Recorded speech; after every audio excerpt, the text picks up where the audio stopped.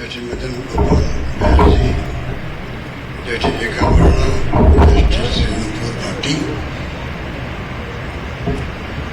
Justice R. सोनी जी और तमाम उपस्थित हमारे एडवोकेट जनरल एडी साहब और एडी साहब, कभी-कभी क्या होता है ना विजुअल न्यायिक अधिकारीगण और हमारे विद्वान अध्यक्षगण, भाई और बहन,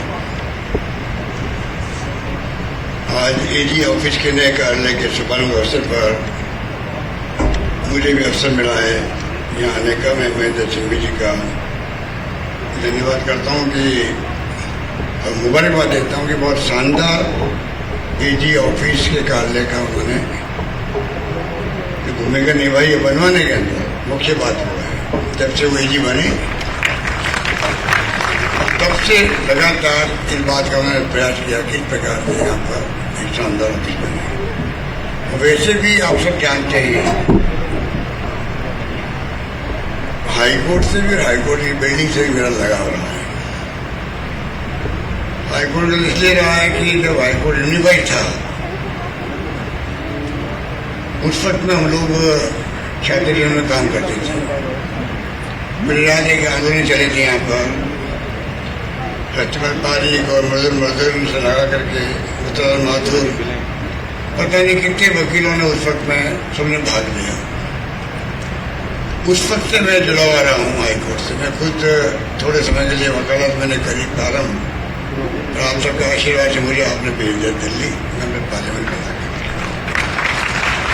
तो मैं मेरा कैरियर आपके क्षेत्र में कायम रख नहीं पाया। और उस वक्त में मैं उस माहौल के अंदर मुझे याद है कि मैंने इंदिरा गांधी जी प्रधानमंत्री थी, उनसे मैं मिला जा करके आसाम के अंदर अधिवेशन था और मैंने कहा कि हमारे वहाँ बहुत ज़्यादा आक्रोश है, हाईकोर्ट में जाने नहीं चाहिए। और मेरे इस प्रयास को यहाँ के उस वक्त के तत्कालीन वरिष्ठ अधिवक्ताओं ने, जजेज ने, सबने बहुत अप्रिशिएट किया। पर आखिर बेंच चली गई। अब भी मैंने सुना है कि हर महीने का अंतिम दिन जो है वर्किंग डे स्ट्राइक होती है, यहाँ भी होती है और भी जगह होती है। अब तो मेरे ख्याल से करीब बहुत लंबा अर्सा हो गया, 50 साल तक हो गया। अब तो मेरे ख्याल से ये परंपरा खत्म करनी चाहिए, मेरा मानना है। मैं पहले नहीं कह रहा हूँ जयपुर की या उदयपुर किसी की, मैं खाली कह रहा हूं कि मतलब एक फैसला हो गया, उसके बाद में अब जो है चाहे बेंच हो चाहे अभी मुख्य पीठ हमारी खुद की जोधपुर की है, सबके जजेज, सबके एडवोकेट साहब सब उसी फिनिश से काम कर रहे हैं। जगह से मेरा लगाव इसलिए है कि ये जगह साइड सिलेक्शन में मेरा भी हाथ था। जब चीफ जस्टिस अनिल सिंह आए थे तो हम लोग 2-3 साइड देखी थी जाकर यहाँ पर जोधपुर के अंदर, ये साइड पसंद आई है। 2006 के अंदर शिलान्यास हो गया पर काम आगे नहीं बढ़ पड़ा और मेरे सरकार बदल गई थी उस वक्त में। वापिस जब मैं बना चीफ मिनिस्टर 2009 के अंदर, तब हम लोगों ने 110 करोड़ रुपये मंजूर किए और इस काम को प्रारंभ कर रहा है। आज ये शानदार बिल्डिंग बनी है जो मेरे ख्याल से अभी मैं महेंद्र जी को पूछ रहा था, शायद ऐसी बिल्डिंग हिंदुस्तान में कहीं नहीं होती है, उसकी जरूरत नहीं। शानदार बिल्डिंग का इंफ्रास्ट्रक्चर है, राष्ट्रपति जी का आना, CJI का आना, सुप्रीम जजेस का आना, लॉ मिनिस्टर का आना, जो प्रोग्राम हुआ था वो भी एक इतिहास बन गया जोधपुर के अंदर। तो जो जगह से लगाव हो उसके लिए धन की कमी आ नहीं सकती। इसलिए जो मुझसे मांगते मैं कभी मना नहीं करता हूँ। बार काउंसिल को भी हमने अभी उनके गेस्ट हाउस जयपुर में हो या जोधपुर में हो, यूजर एकेडमी हो, जो हमें कहा गया है, मैं जानता हूँ कि जुडिशरी का क्या महत्व है डेमोक्रेसी के अंदर भी, संविधान के अंतर्गत भी। और जुडिशरी मजबूत होगी तो लोकतंत्र बचेगा, जिसकी आवश्यकता आज भी सबसे ज्यादा है देश की। मेरा मानना है कि सरकार और जुड़ी के बीच में समन्वय रहना ही चाहिए हमेशा। और मैं जहाँ तक समझता हूँ कि जब हमारी सरकार आई है, हमने हमेशा इसको बनाने का, रखने का प्रयास किया। अभी सीधे सामने का लिटिगेशन पॉलिसी के बारे में मैं उनको विश्वास दिलाना चाहूँगा। आपने अभी बहुत ही कहना चाहिए कि इफेक्टिवली और मानवीय का आपने अपनी बातें रखी उदाहरण के सामने। पर लिटिगेशन पॉलिसी जो बनी हुई है उसको मैं समझता हूँ कि हमारा फर्ज बनता है उसको हम लागू करवाएं, और मैं पूरा प्रयास करूँगा कि वो लागू रहे राजस्थान के अंदर। ये मेरा प्रयास रहेगा। इस मौके पर भी मैं कहना चाहूँगा कि 200 के करीब हम लोगों ने कोर्ट या तो प्रमोट किया, नए खुले हैं। और ये भावना रहती है कि जुडिशरी के अंदर जजेस के लिए खालिस्तान रहते कई बार, पर जब कभी कॉलेजियम में नाम बैठता है तो मेरे वक्त में कभी काम रुका नहीं है। कॉलेजियम के विश्वास करके नाम आगे गए हैं, ये मैं कह सकता हूँ। इसके साथ में अभी एक बात मैं कहना चाहूँगा चीफ जस्टिस साहब को, अगस्त्यन जॉर्ज मसी साहब को, कि राजस्थान में एक ऐसी जगह है ये जो सीजे बन के आता है वो अधिकांश सुप्रीम कोर्ट जाते ही जाते हैं।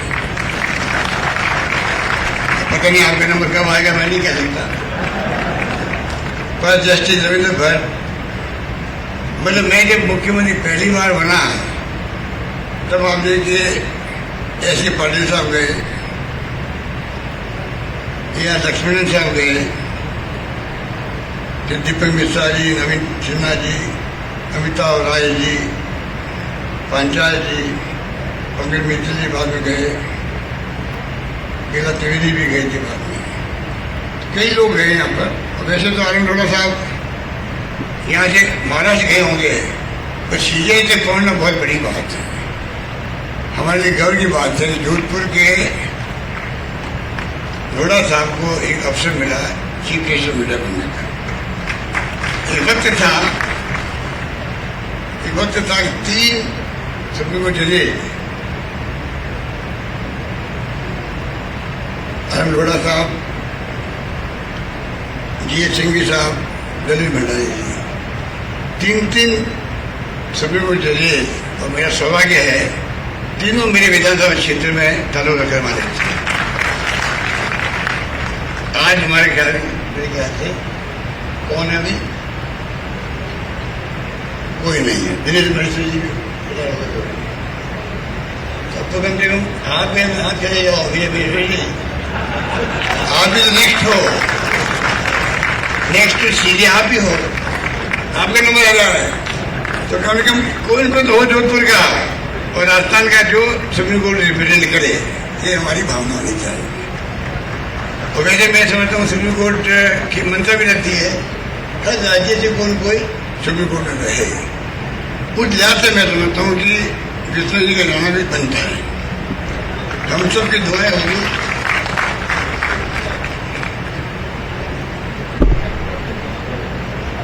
संजीव मेहता जी गुवाहाटी में बन सकते हो, तो आपकी दोस्ती आप परिगण से आप कह रहे होंगे। चलो हम आपस में मिल के बात करें ना, किसको भेजना है, किसको जाना है।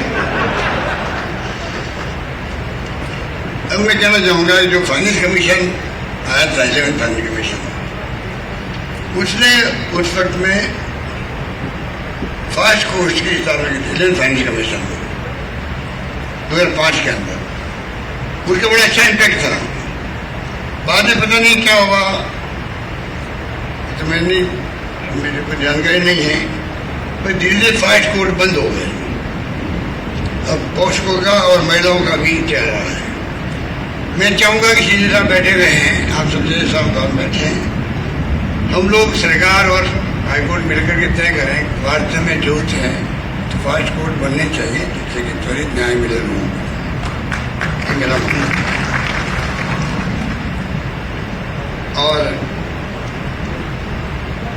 पेंडिंग जैसे पेंडेंसी बहुत ज़्यादा है तो सब मानते हैं पूरे देश के अंदर कई बार राष्ट्रीय बहस भी हो चुकी है इसके ऊपर, नेशनल डिबेट हो चुकी है, पर पता नहीं किन कारणों से तो संभव है तो फिर भी असंभव लगता है।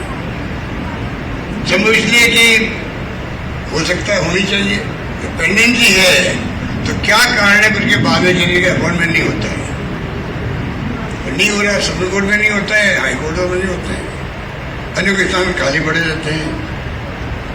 तो मैं समझता हूँ इसके ऊपर भी ध्यान जाना चाहिए।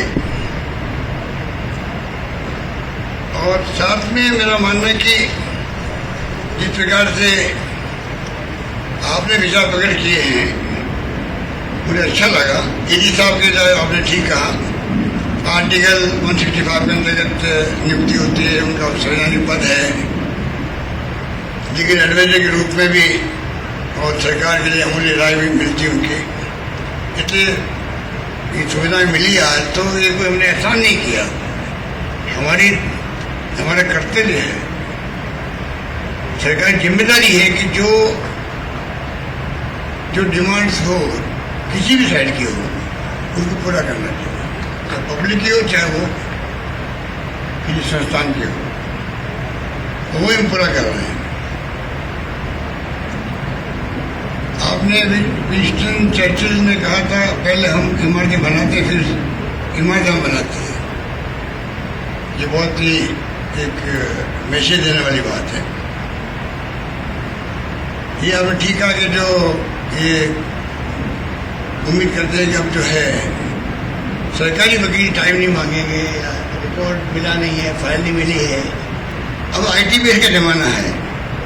और मैं आप सबसे सबमिट करना चाहूँगा कि राजस्थान आईटी में नंबर 1 है देश के अंदर, नंबर 1 गवर्नेंस हमारी अधिकांश आईटी बेस पे हो रही है देश के अंदर।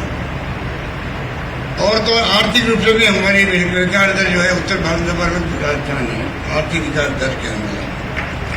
बड़े राज्यों में नंबर 2 पर है, नंबर 1 आंध्र प्रदेश 11.4% GDP, 11.04% राजस्थान। तो राजस्थान आज इस मुबारक मौके पर कहना चाहूँगा मैं, राजस्थान वो राजस्थान नहीं रहा पहले जो खाली अकाल सुबह पढ़ते थे यहाँ पर और उससे लोग जूझते थे और पूरी तरह हम लोग बैकवर्ड माने जाते थे।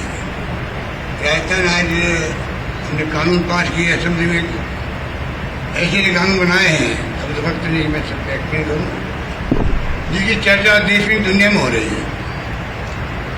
अभी मैंने एक्ट बनाया, गिग वर्कर्स एक्ट बनाया, इंडियन एक्सप्रेस में भी आर्टिकल है मिस्टर मैथ्यू का, उसने कहा कि ये एक्ट दुनिया के मुल्कों में बनना चाहिए जो राजस्थान सरकार ने बनाया, देश के हर राज्य में बनना चाहिए।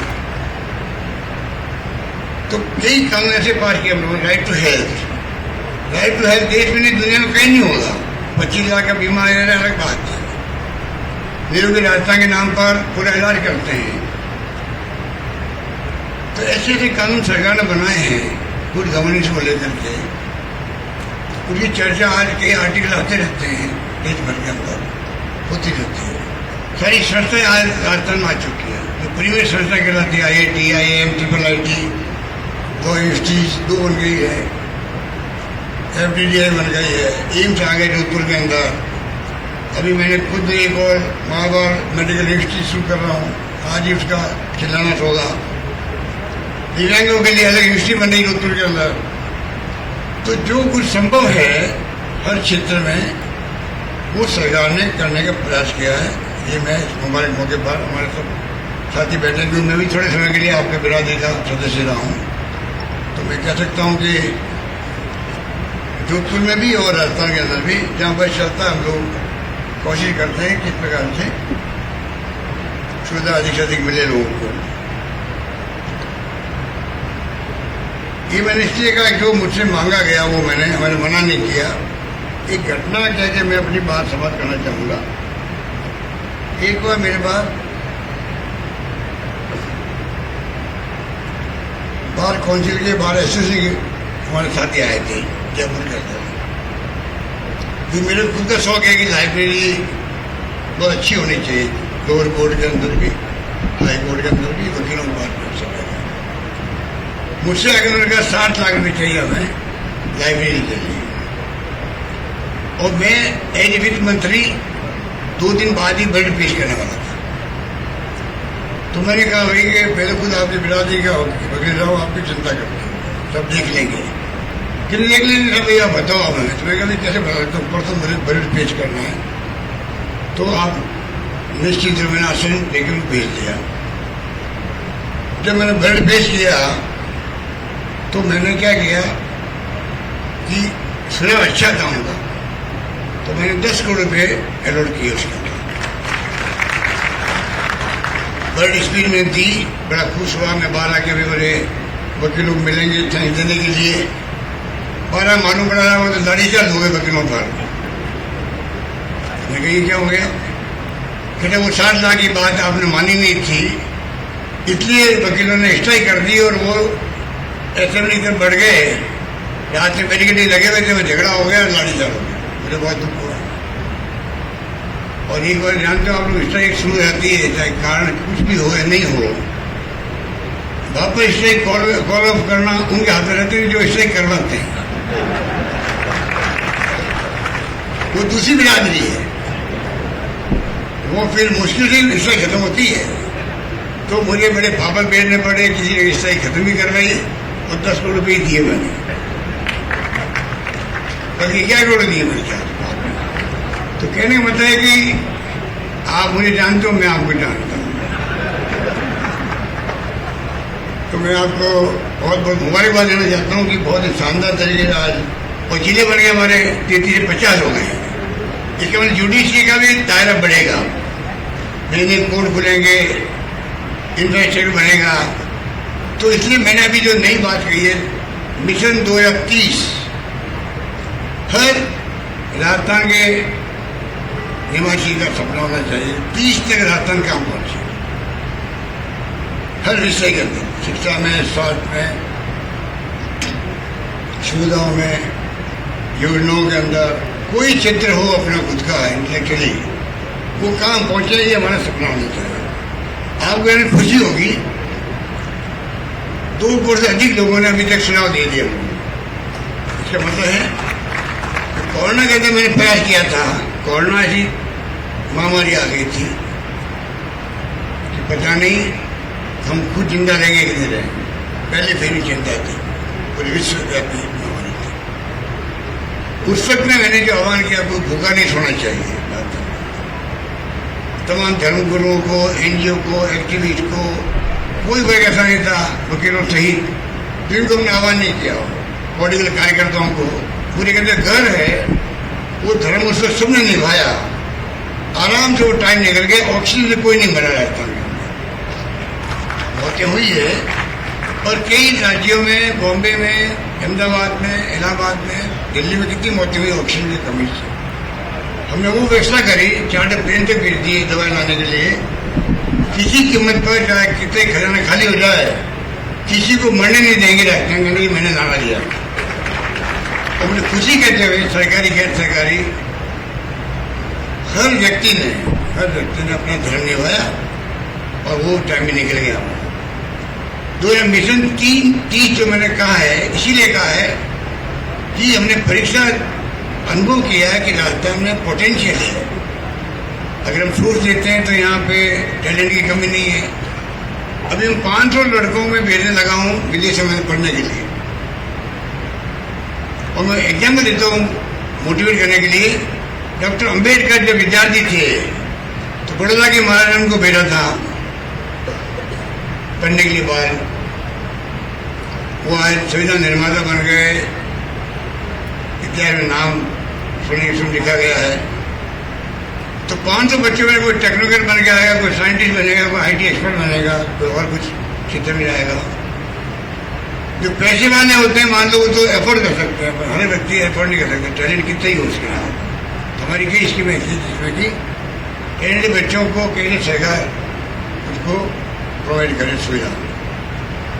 इसलिए मैं कहना चाहूँगा कि मिशन 2030 के अंदर आप सबको मैं आह्वान करता हूँ, आप भी भागीदारी निभाएं अपनी, कि वो निभाई होगी। ऑनलाइन ऑफलाइन सुझाव देने अपने जो मन में आए, जो कल्पना करें आप लोग।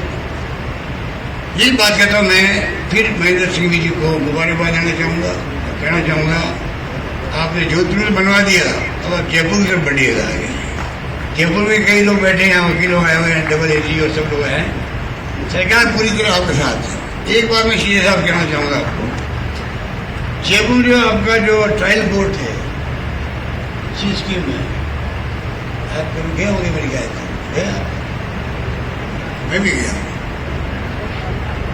जाने के बाद में वही जब कभी जुडिशरी बात आती है दिमाग में, वो ट्रायल कोर्ट का माहौल याद आता है। जिस प्रकार वहाँ बैठे वकील लोग, मुझे आश्चर्य होता है कि सरकार तैयार देने के लिए, सहयोग करने के लिए, आप जो चाहो हम तैयार हैं, 100 करोड़ ले लीजिए मुझसे, 150 करोड़ ले लीजिए, आप बनाइए, आप समझाइए, आप समझ नहीं पा रहे हैं, चुप रहने के तैयार नहीं होता, अभी नहीं होती है। ये कोर्ट जब बना है तब ये इसलिए कोई जोधपुर के अंदर नहीं, हमारा तो हाईकोर्ट है, हमारी ठीक है बस। हमारे जोधपुर में कहावत है कि जोधपुर किला देखना जरूरी है। कोई व्यक्ति जो है नौकरी कर रहा है, ट्रांसफर कर दी, नहीं साहब मैं तो जोधपुर रहूंगा कि मुझे किला देखना जरूरी है, तो वो हाईकोर्ट की बिल्डिंग या हाईकोर्ट बिल्डिंग राज्य का फर्ज है। अब मेरे ख्याल से बात खत्म हो गई, कितनी सुविधा हो गई है। उस वक्त आंदोलन हो रहे थे, धरने दे रहे थे, धमके दे रहे थे, तो भैया ये होता है, उनको भी आप समझाइए। मैं वहाँ गया तो मुझे लगता है कि मैं सोच नहीं सकता कि इस प्रकार लोग बैठे बैठे काम करते होंगे। और जोधपुर के लिए भी हम आपको कहना चाहेंगे, अभी महेंद्र से बात हुई थी कि जो आप हम नई जगह दे देंगे आपको, बनाइए, और नई जगह हमारे काम आ रहेगी।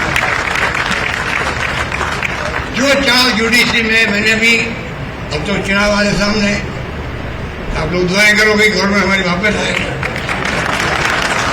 तभी हम दे पाएंगे।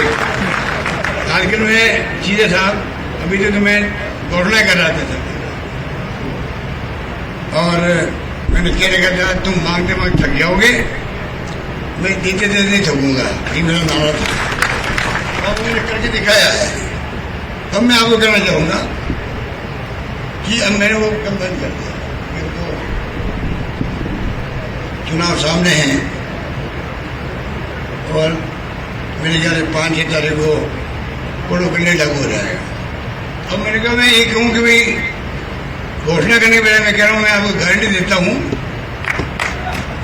जैसे कर्नाटक के अंदर अभी जो चुनाव हो रहे हैं आजकल राज्यों में, तो गारंटी सिस्टम चल पड़ा है। तो मैं गारंटी देता हूँ आप सरकार बनेगी, हम आप ये काम करेंगे। तो आप मुझसे कुछ कह आप कोई मांग करेंगे तो मैं कहूँगा मैं गारंटी देता हूँ आपको, आपका बाकी मैं कैसे कह सकता हूँ भाई कि मैं कर दूँगा आपके ये पूरा काम भी। तो मुझे खुशी है कि आप सब आज बता रहे हो सीधे साहब को कि साहब का मैं आप सबकी ओर से, मेरी ओर से आपका स्वागत करता हूँ। और मेरी खुशी है कि आज शानदार भवन मैंने खुद देखा जाकर, शानदार भवन मेरे ख्याल से ऐसा भवन एजी ऑफिस का पूरा जो कुनबा है उनके लिए हिंदुस्तान में कहीं नहीं होगा मेरे ख्याल से। तो हाईकोर्ट बिल्डिंग हिंदुस्तान में कहीं नहीं होगी। तो इस प्रकार से जो कानून पास किए हम लोगों ने, फैसले हम लोगों ने किए, रहता है गवर्नेंस दी हम लोगों ने, उससे लगता है कि हम लोग अगर एक सपना देखे 2030 का तो बुरा नहीं है, सब मिलकर हम सपना देखें। उससे कौन मुख्यमंत्री होगा कि सरकार को छोड़ दीजिए, हम सब मिलकर राजस्थान की बात सोचें, चाहे प्रवासी राजस्थानी हो, चाहे वो राजस्थानी क्यों, कोई भी हो सकता है देश नागरिक।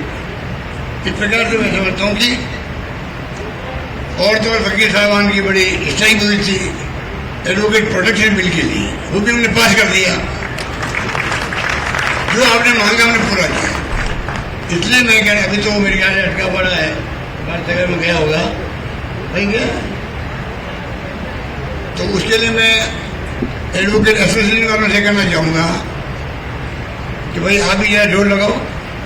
स्ट्राइक तो कर दिया आपने, मांग पूरी होगी तो अब आगे पास नहीं हो रहा है, तो गवर्नर साहब से मैं भी कहूँगा आप लोग बात कीजिए, सब मिलके कम से कम। वो भी नवाचार है, मैंने सुना देश में कहीं नहीं है, पहला सरकार राजस्थान सरकार इसने एडवोकेट प्रोटेक्शन बिल पास किया है।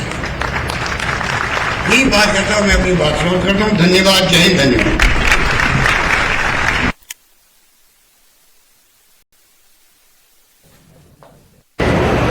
मैडम, जैसा कि माननीय मुख्यमंत्री महोदय ने कहा, यह धरती।